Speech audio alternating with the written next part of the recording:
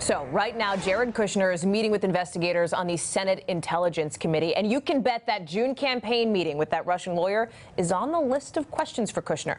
So I talked today with the person who was running the Trump campaign when all that went down, Corey Lewandowski, about that and much more. Former Donald Trump campaign manager Corey Lewandowski is joining us now from Chicago. Corey, appreciate you being here. It's great to be here. Thank you.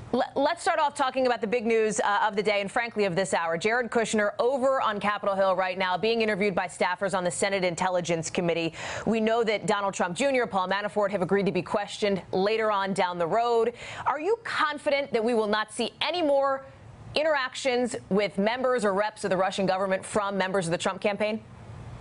You know, Hallie, I can't speak to that. I don't know what Paul Manafort did or didn't do when he was part of the campaign or other individuals. But what I can tell you with the utmost certainty is this, is that Jared Kushner has been completely transparent. He has provided information which he was not required to provide. He has filled out his SF-86 form, and all of his contacts, over 100 different contacts with foreign leaders, were informed on that document. And moreover, right, he has volunteered to cooperate in any investigation to prove beyond any doubt whatsoever there was no coordination, collaboration, or cooperation between the Trump campaign and anybody involved with Russia. So he's right. He's talking about that in this statement that we know he's going to be giving to members of Congress. And he's basically using this as an excuse, the idea that he was essentially overwhelmed and didn't know better in some of these instances. Does that excuse hold water? Is that good enough? Well, I think what he's saying is when he was asked to attend a meeting, and particularly a meeting that's been called into question here from his brother-in-law, the meeting on the book said meeting between Jared Kushner and Donald Trump Jr. There was no indication about what that meeting was about. He didn't read the full email chain. He was simply added to it later in the chain. And what he said was he attended. He attended for about 10 minutes. Then he texted his assistant and said, "This is a waste of my time. Get me out of here. So give me a quick call because this is not useful to me." And he left the meeting. I'm talking more broadly, though, right? When you look at his SF-86 forms, his security clearance forms, those were apparently submitted prematurely by an assistant. He writes that he had a lot going on at the time, talking about moving to Washington, putting his business in other hands. He had too much on his plate, is essentially what he's saying. So I'm asking you, is that a good enough excuse? Is that what we should expect from somebody who is now a top advisor to the president in the West Wing?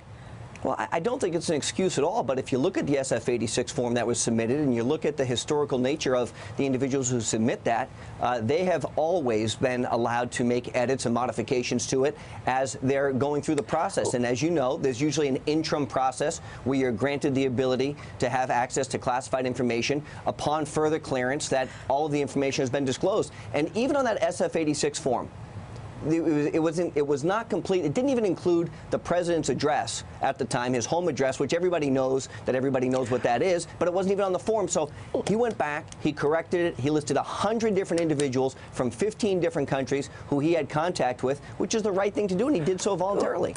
I got a couple of the topics I want to hit you on, but first, are you planning to go in front of members of the congressional committees here, House or Senate, to speak with them about your campaign experiences? None of the members of the committee that I'm aware of have asked me to do so. So you haven't been reached out to by Senate Intel, by House Intel, nothing yet? No, I haven't been, but look, let me be very clear. Look, if I have nothing to hide, right? I've been very clear about this, and no one's ever accused me of having anything to hide. So if I was asked, of course I would cooperate to the fullest extent of my ability, of course. Okay. Let me ask you about this tweet from the president over weekend that he has the complete power to pardon. Is the president planning to preemptively use his pardon power, do you think? Look, I have not had a conversation with the president or any member of his team regarding his desire to pardon anybody because there is nothing to pardon them from. And so what the president has articulated very clearly, and the Constitution gives him this privilege, that if he chooses to pardon somebody, it is completely his prerogative. But right now, there is nothing to pardon anybody from. Maybe we should pardon the fake news for all the lies, but other than that, there's nothing to pardon anybody from. Well, I'll leave you. I'm not going to get into the fake news discussion with you, Corey. You know how I feel about that. But I do want to ask you about the Russia sanctions bill that is coming up this week in the House. Should the president back that? There have been some conflicting signals from his team as to whether or not the White House will support that. Do you have any concerns that if the president doesn't support this bill, he could look like he's essentially doing the bidding of Moscow? I have not spoken to anyone in the administration about the president's support or opposition to the legislation. That's something that'll be left to the legislative policy team of, Mark Short and Rick Dearborn and the president to determine if it's a piece of legislation that he wants to support. But let's be clear, the president's agenda has been one, which is America first, and that means against everybody else. He's going to put America first, and if it is in the best interest of the United States, then he will do what is in the best interest of the United States. One policy topic that it's my understanding you have some involvement in is health care, with a lot going on this week, obviously, over on the Hill regarding that. What is your role with Dave Bossie here? I hear you're getting out there whipping votes, trying to get lawmakers to come on board. Who asked you to do that? What are you up to? Look, what I want to do, and I've been very adamant about this, is I want to support the president's agenda from the outside. And if that means that I may or Dave may have a relationship with someone on Capitol Hill so that we can get that agenda done, then we're going to try and exercise that because it's the right thing. Now, let's be clear. It's a little unusual, though, for outside advisors to be going to lawmakers here. Did somebody from the White House ask you to do this, to push the president's message on health care?